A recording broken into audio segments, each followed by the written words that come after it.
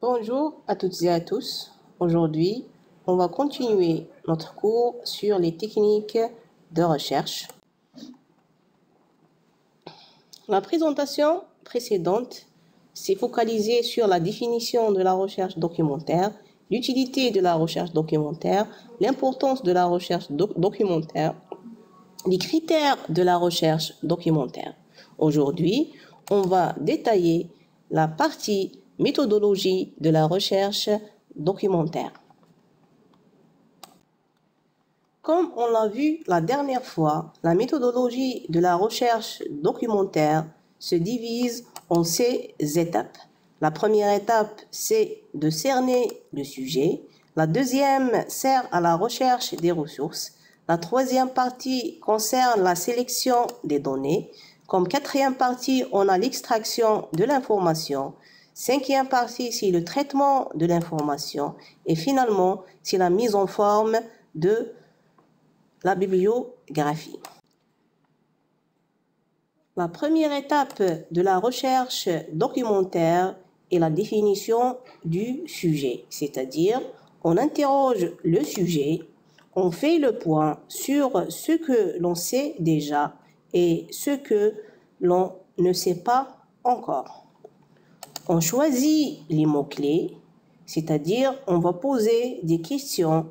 Pourquoi questionner le sujet et comment interroger le sujet?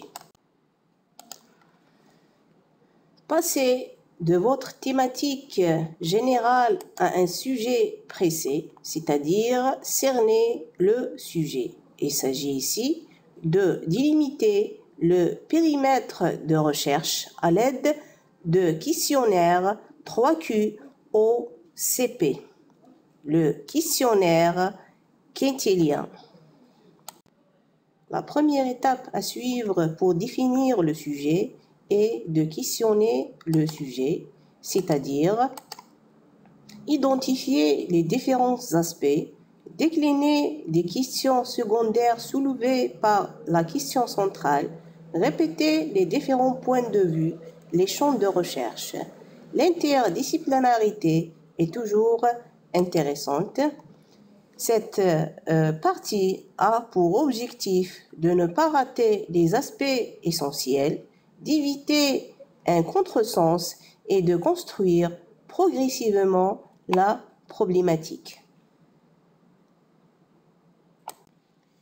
Les 6 questions à se poser pour faire le tour d'un sujet sont qui, c'est-à-dire les personnes ou groupes de personnes visées par le sujet. Quoi? Quel est précisément l'objectif de votre étude? Quand? Quelle est la période du sujet et sa durée? Où? Quelle est la zone géographique que vous avez choisi de traiter? Comment votre sujet implique-t-il d'évaluer des moyens mis en œuvre éventuellement sur un terrain? Et finalement, pourquoi? Qui détermine les causes et les conséquences de votre problématique. Le choix des mots-clés est crucial. Si le mot-clé est trop vague, on risque d'avoir beaucoup trop de réponses non pertinentes. On parle de bruit documentaire.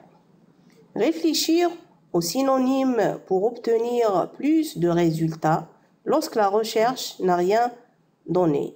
Associer un ou deux mots-clés pour plus de pertinence.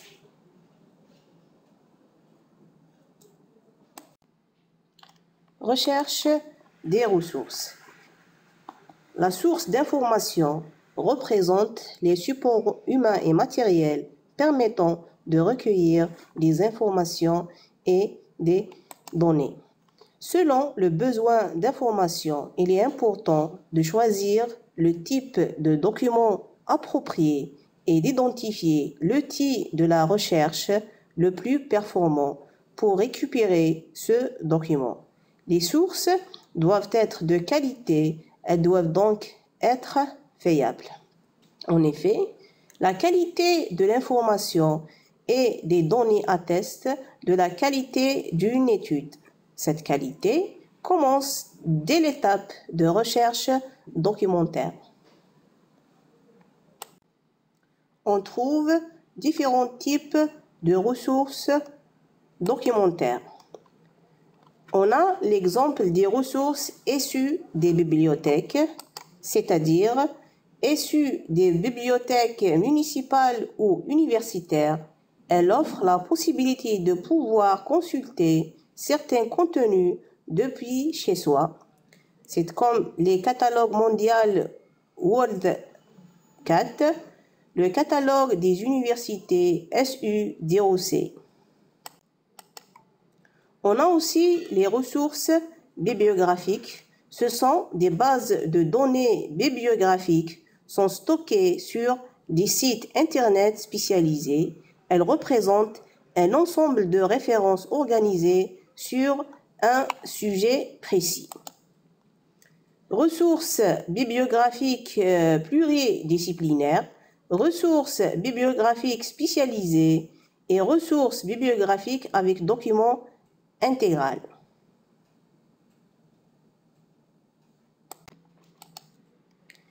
L'Internet représente la plus grande source d'information pour l'étudiant. De nombreux moteurs de recherche peuvent l'aider à trouver des documents à analyser. Les moteurs de recherche comme thèse.fr, Profusion Chimie, Google Books. On a aussi les sites Internet et portails scientifiques utiles comme Wikipédia, Université en ligne, Centre international de la recherche scientifique.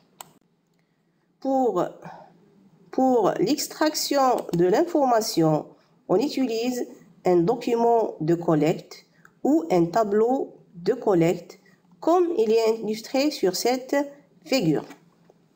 Dans ce tableau de collecte ou document de collecte, on doit préciser en titre document de collecte et le sujet et référencier chaque extrait du site.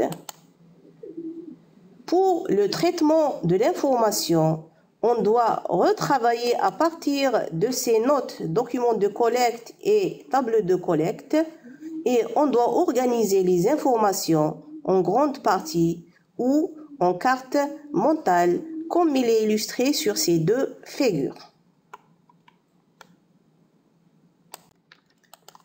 Troisièmement, on relève les manques informationnels et on complète éventuellement ces recherches avec de nouveaux mots-clés. C'est nécessaire.